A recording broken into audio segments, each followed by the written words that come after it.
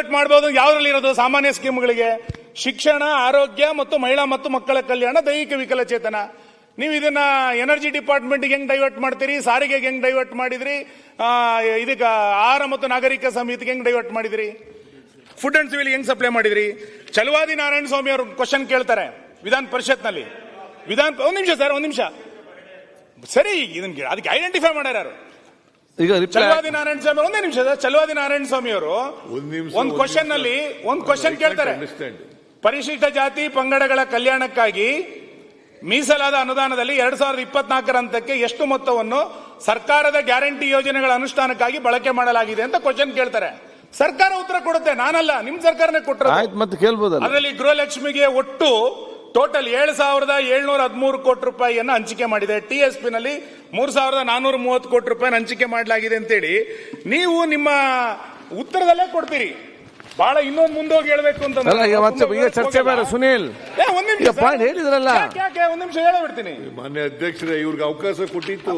ಅವಕಾಶ ಹೇಳ್ಬೋದಿತ್ತಲ್ಲ. ಯಾವಾಗ ಹೇಳ್ಬೇಕಾಗಿತ್ತು? ನಾವು ಸರ್ಕಾರ ಇದನ್ನ ಡೈವರ್ಟ್ ಮಾಡಿದಿರಿ ಅಂತ ಒಪ್ಕೊಂಡಿದ್ದೀರಿ ಅಂತ ನಾವು ಮನಸ್ಸಲ್ಲಿ ಒಪ್ಕೊಂಡಿಲ್ಲ ಅಂತ ವಾದ ಮಾಡಿದ್ರೆ ಹೌದು, ಒಪ್ಕೊಂಡಿಲ್ಲ. ಹೆಂಗ್ ಒಪ್ಕೊಂಡಿಲ್ಲ ಅಂತ ವಾದ ಮಾಡ್ತಿದಿರಲ್ಲ. ಹೌದು ಸರ್. ಮಾನ್ಯ ಅಧ್ಯಕ್ಷರೇ, ಇಲ್ಲಿ ಹೇಳ್ತಾರೆ ಕೇಳಿ. ಅಲ್ಲ, ಈಗ ಚರ್ಚೆ ಬೇರೆ. ಸುನೀಲ್ ಈಗ ಯಾಕಂತ ಹೇಳಿದ್ರೆ ರಿಪ್ಲೈ ಆಗ್ಲಿ. ಈಗ ಸೆಕ್ಷನ್ ಯೋಜನೆ ಅಡಿ ಒಂದು ನಿಮಿಷ ಲಾಸ್ಟ್ ಮುಗಿಸ್ಬಿಡ್ತೀನಿ. 7 ಸೆಕ್ಷನ್ ಸಿ ಯೋಜನೆ ಅಡಿನಲ್ಲಿ SEP TSP ಯೋಜನೆ ಅನುದಾನವನ್ನು ಗ್ಯಾರಂಟಿ ಯೋಜನೆಗಳಿಗೆ ಸರ್ಕಾರ ಬಳಸಿಕೊಂಡಿರುವುದು ನಿಜ ಎಂದು ಕರ್ನಾಟಕ ಪರಿಶಿಷ್ಟ ಜಾತಿ ಪಂಗಡಗಳ ಅಲೆಮಾರಿ ಅರೆಮಾಲಿಮಾರಿ ಸಮುದಾಯಗಳ ಅಭಿವೃದ್ಧಿ ಅಧ್ಯಕ್ಷೆ ಪಲ್ಲವಿ ಹೇಳಿದರು ಅಂತಾನೆ ಪ್ರೆಸ್ ಸ್ಟೇಟ್ಮೆಂಟ್ ಇದೆ. ಸರ್ಕಾರ ಅಫಿಷಿಯಲಿ ಒಪ್ಕೊಳ್ಳುತ್ತೆ. ಇಲ್ಲಿ ಮುಖ್ಯಮಂತ್ರಿಗಳು ಹೇಳ್ತಾರೆ ನಾವು ಡೈವರ್ಟ್ ಮಾಡಿಲ್ಲ, ನಾವು DN ಡೈವರ್ಟ್ ಕ್ಲೋಸ್ ಮಾಡಿದ್ವಿ, ಸಿ ಪ್ರಕಾರ ಮಾಡಿಲ್ವಾಗಾರೆ. ಆಯ್ತು, ಕೂತ್ಕೊಳ್ಳಿ.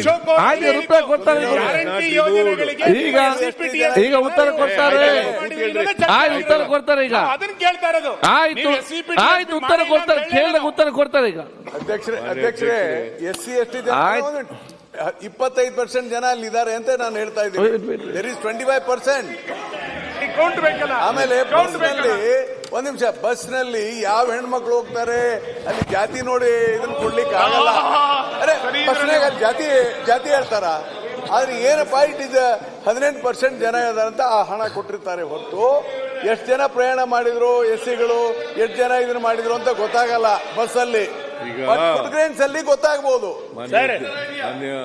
ರಾಯರೆಡ್ಡಿ ಅವರೇ, ನಿಮ್ದೇ ಆಕ್ಟ್ ನಲ್ಲಿ ಮಾತಾಡ್ತಿರ. ಒಂದೇ ನಿಮಿಷ ರಾಯರೆಡ್ಡಿ ಅವರು ಹೇಳಿದಕ್ಕೆ ಸತ್ಯ ಕೈಯಾಗಿದೆ ಅನ್ನೋ ಕಾರಣಕ್ಕೆ ಬೇಜಾರು ಮಾಡ್ಕೋಬೇಡಿ. ನೀವು ಇದರಲ್ಲಿ ನಿಮ್ಮ ಆಕ್ಟ್ ನಲ್ಲಿ ಸೆಕೆಂಡ್ ನಲ್ಲಿ ಬಿ ನಲ್ಲಿ ಏನ್ ಹೇಳ್ತೀರಿ ಅಂತ ಕೇಳಿದ್ರೆ, ಸುನಿಲ್ ಕುಮಾರ್ ಅವರೇ ದಯವಿಟ್ಟು ಈ ಕೂರಿ ಆಮೇಲೆ ಕ್ಲಾರಿಫಿಕೇಶನ್ ಕೇಳಿ. Clarification sir? ಹೌದು, ಅವ್ರಿಗೆ ಉತ್ತರ ಕೊಡಕ್ ಬಿಡಿ. ಉತ್ತರ ಕೊಟ್ಟ ಆದ್ಮೇಲೆ ಕ್ಲಾರಿಫಿಕೇಶನ್ ಕೇಳಿ. ಜಾತಿ ಅನುಸೂಚಿತ ಬುಡಕಟ್ಟು ಪ್ರಮಾಣಗಳ ಸೌಲಭ್ಯಗಳ ಜೊತೆಗೆ ನೋಡಲ್ ಇಲಾಖೆಗೆ ಫಲಾನುಭವಿಗಳ ಪಟ್ಟಿಯನ್ನು ಒದಗಿಸಿದ್ದರೆ ಮಾತ್ರ ಈ ಯೋಜನೆಯನ್ನು ರಾಜಸ್ವ ಯೋಜನೆ ಎಂದು ವರ್ಗೀಕರಿಸಬಹುದಾಗಿದೆ ಅಂತೇಳಿ ಆಕ್ಟ್ ನಲ್ಲಿ ಹೇಳ್ತೀರಿ. ಕೊಡಿ ಪಟ್ಟಿ. ಹಂಗಾರೆ ಶಕ್ತಿ ಯೋಜನೆಯಲ್ಲಿ ಯಾರು SC STಗಳಿದ್ರು ಅಂತ? ಶಕ್ತಿ ಯೋಜನೆಯಲ್ಲಿ ಪಟ್ಟಿ ಕೊಡಕ್ಕೆ ಅಲ್ಲಿ ಹೋಗಿ ಜಾತಿ ಬರ್ಕಣಕ್ ಆಗಲ್ಲ. ಬಸ್ಸಲ್ಲಿ ಜಾತಿ ಬರೆಯಕ್ಕಾಗಲ್ಲ. ಎಲ್ಲ ಒಟ್ಟಿಗೆ ಹೋಗ್ತಾರೆ ನೋಡ್ರಿ, ಎಲ್ಲ ಒಟ್ಟಿಗೆ ಹೋಗ್ತಾರೆ. ಅಲ್ಲಿ ಹೋಗಿ ಯಾವ್ಯಾವ ನೀನ್ ಯಾವ ಜಾತಿಯರು ಯಾವ ಜಾತಿಯರು ಕೂತಿದಾರೆ ಅಂತ ಬರ್ಕಣಕ್ ಆಗ್ತಲ್ಲ. ಎಲ್ಲ ಒಟ್ಟಿಗೆ ಹೋಗ್ತಾರೆ. ಒಟ್ಟಾರೆ ಕರ್ನಾಟಕ ರಾಜ್ಯದಲ್ಲಿರೋ SC ST ಜನಕ್ಕೆ ಅದರ ಇದು ಸೇರಿದೆ. ಅದು ಸೇರಿದೆ. ಅದು ಅವ್ರಿಗೆ ಅನುಕೂಲ ಆಗ್ಲಿ, ಅಲ್ಲಿ ಹೋಗ್ತಾರೆ. ಅಲ್ಲಿ ಬಸ್ಗೆ ಹೋದಾಗ ನೀನ್ ಯಾವ ಜಾತಿ ಅಂತ ಕೇಳಕ್ ಆಗಲ್ಲ. ಅದನ್ನ ಮಾಡಕ್ ಆಗೋದಿಲ್ಲ. ಒಟ್ಟಾರೆ ಅವರಿಗೆ ಶಕ್ತಿ ಯೋಜನೆಯಲ್ಲಿ ಆ ಸಮಾಜದ ಹೆಣ್ಮಕ್ಳು ಹೋಗೇ ಹೋಗ್ಯಾರೆ. ಅವ್ರಿಗೆ ಅನುಕೂಲ ಆಗಿದೆ. ಅವ್ರು ಒಪ್ಕೊಂಡಾರೆ. ಮಾನ್ಯ ಅಧ್ಯಕ್ಷರೇ, ನಾನು ಈಲ್ಡಾಗಲ್ಲ ಇನ್ ಮುಂದೆ ಈಲ್ಡಾಗ ಅವರು ಉತ್ತರ ಹೇಳಿ ರೇ ಸ್ವಾಮಿ ಹೇಳ್ತಾರೆ. ಅವರು ಉತ್ತರ ಹೇಳಾದ್ಮೇಲೆ ಕ್ಲಾರಿಫಿಕೇಶನ್ಗೆ ಟೈಮ್ ಇರುತ್ತೆ. ದಯಮಾಡಿ ಎಲ್ಲ ಪಾಯಿಂಟ್ಸ್ ಗುರ್ತಾಕೊಂಡ್ರೆ ಆಮೇಲೆ ಹೇಳಿ. ನಾನು ಮೊದಲೇ ಹೇಳ್ತೀನಿ, ಆಮೇಲೆ ಕೇಳಿ. ಪಾಯಿಂಟ್ಸ್ ಗುರ್ತಾ ಕೇಳಿ, ಆಮೇಲೆ ಕೇಳಿ. ಪಾಯಿಂಟ್ ರೈಸ್ ಮಾಡಬೇಕು. ನಾವು ಇಟ್ ಇಸ್ ನಾಟ್ ಡಿಸೆನ್ಸಿ ಅಂತ ಹೇಳಿ ಕೂತ್ಕೊಂಡಿದ್ದೀವಿ ನಾವು.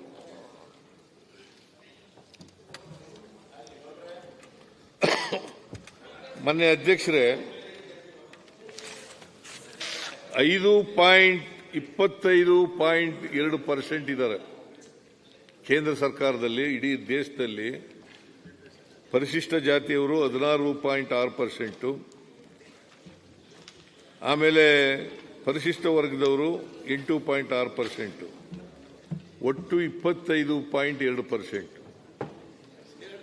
ಇದನ್ನ ಇಷ್ಟು ಪ್ರಮಾಣದಲ್ಲಿ ಇರುವಾಗ 25.2% ಇರುವಾಗ ಖರ್ಚು ಮಾಡಿದ್ದು ಬರೀ 2.87%. 7D ಬಗ್ಗೆ ಬಹಳ ದಿನಗಳಿಂದ ಒತ್ತಾಯ ಇತ್ತು.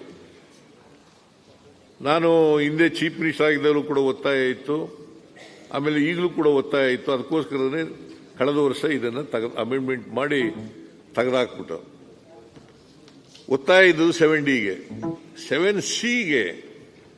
7C ನಾವು ಇನ್ನೂ ಡ್ರಾಪ್ ಮಾಡಿಲ್ಲ, ಅದನ್ನು ಮಾಡಕ್ಕೂ ಬರಲ್ಲ. ಈಗಾಗಲೇ ಅಧ್ಯಕ್ಷರು ಹೇಳಿದ ರೀತಿಯಲ್ಲಿ ಶಕ್ತಿ ಯೋಜನೆಯಲ್ಲಿ ಸುಮಾರು ಬಹಳ ದಿನ, ಒಂದು ದಿನಕ್ಕೆ 50 ಲಕ್ಷ ಜನ ಪ್ರಯಾಣ ಮಾಡ್ತಾರೆ. 50 ಲಕ್ಷ ಜನನು ನೀವು ಯಾವ್ಯಾವ ಜಾತಿಗೆ ಸೇರಿದ್ದೀರಿ ಅಂತ ಕೇಳಕ್ಕಾಗತ್ತಾ?